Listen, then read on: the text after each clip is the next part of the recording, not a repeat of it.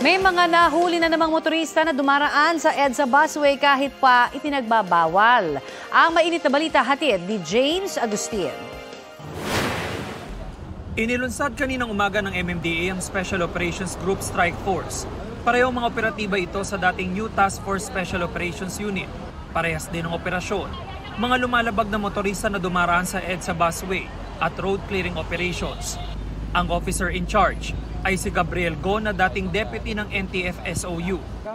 Mas i-intensify lang natin since yung anti-illegal parking, yung mga nandun sa mabuhay lanes, magkakaroon sila ng mga separate group. Kaya mas matututukan natin yung mga delinquent sa pagsunod sa batas. Sa operasyon ng Strike Force sa northbound lane ng EDSA Mandaluyong, may mga naharang pa ring motorista na dumaan sa busway kahit ipinagbabawal. Karamihan ay mga motorcycle rider. May four-wheel vehicles din. Madali kasi. Ipasok. Malilit eh. Gawa po nung nagsiksikan po doon, kaya gumanon lang po ako ng bagya. Ay bumalik naman po ako sa linya. Alam niyo pong bawas? Opo, alam ko po yun, matagal na po yun. Ano yung kuya? Mabilang para sa inyo? Gusto ko lang sana makiusap po kuya kung baka pwedeng babaan lang yung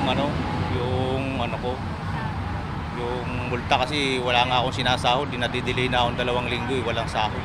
Umabot sa 17 natikitan hanggang kaninang alas 8 ng umaga. Ayon sa MMDA, bumababa na ang bilang ng mga violator. Indikasyon daw na epektibong mas mataas na multa na ipinataw. 5,000 pesos na ito para sa unang paglabag, epektibo noong November 13.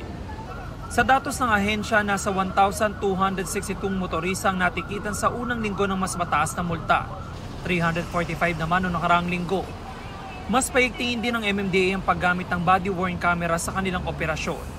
It's for the protection of the enforcer and yung ina-apprehend nila.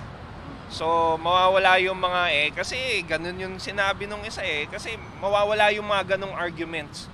Kasi live feed yung makukuha noong bodycam, hindi pwedeng i-edit yung bodycam at hindi pwedeng patayin yung bodycam. Sa ngayon, nasa 100 body-worn cameras pa lang ang ginagamit ng iba't ibang operations group. Hindi raw ito sapat sa dami ng mga operatiba sa buong Metro Manila, kaya magpo-procure pa ang ahensya. Ayon sa DOTR, bukod sa mga bus at service vehicles sa busway project, tanging mga on-duty na ambulansya, bumbero at PNP vehicles ang papayagang makadaan sa busway. Gayon din ang sasakyan ng ilang top officials, gaya ng Pangulo, Vice Presidente, Senate President, House Speaker at Chief Justice. James Agustin, nagbabalita para sa GMA Integrated News. Mga kapuso, para sa mga maiinit na balita, mag-subscribe sa GMA Integrated News sa YouTube. Sa mga kapuso abroad, subaybayan niyo po kami sa GMA Pinoy TV at sa www.gmanews.tv.